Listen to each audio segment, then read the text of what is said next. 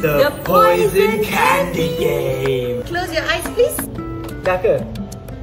Dah ke?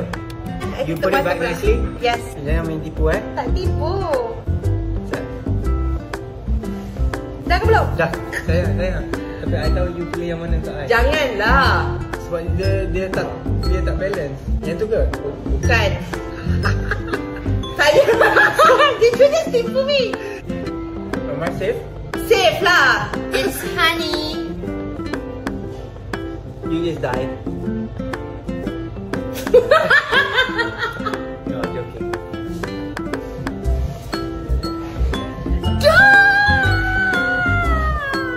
You safe. Let's go for the pyramid.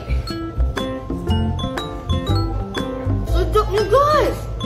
Okay, you're safe. This one guys, I pick this one You just Selamat. safe. I know. Cheese shaped triangle. Can't believe you took it. You're dead. Ow. Bisa lah.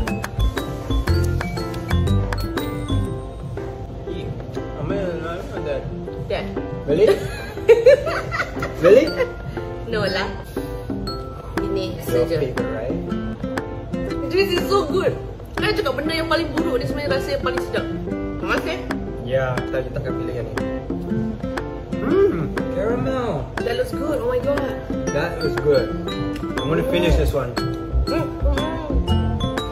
Kenapa tak mati lagi ni? Cepatlah. Ini aku taruhkan nyawa air dekat sini. Warna merah ni. Am I safe? Yes. You mesti pilih yang. Aha. Safe.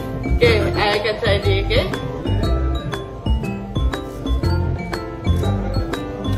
Ada caramel kan kat dalam dia?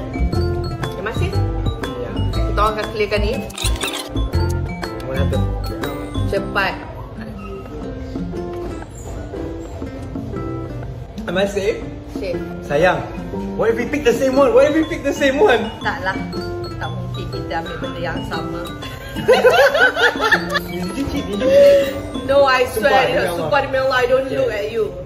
You swear you don't look at mine. Swear. I wanna go with pink. Bismillah. Are you still alive? Okay, last. Korang last. Kita orang sumpah demi Allah, kita orang tak cheat game ni. Bye guys. I know I'm gonna die. I died? Yes. I knew it. Did you pick the same? I'll take that one. Hah? Hah? You win. Hah? Wait, sumpah. You ambil yang ni? I thought you ambil yang ni, sayang.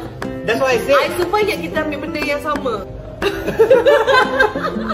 I sumpah ingat you ambil heart shape tu sebab nak sama pilihan dengan I I. ingat you akan ambil yang tak manis. I was thinking between these two. Jauh ni you fikir. I I think menang je.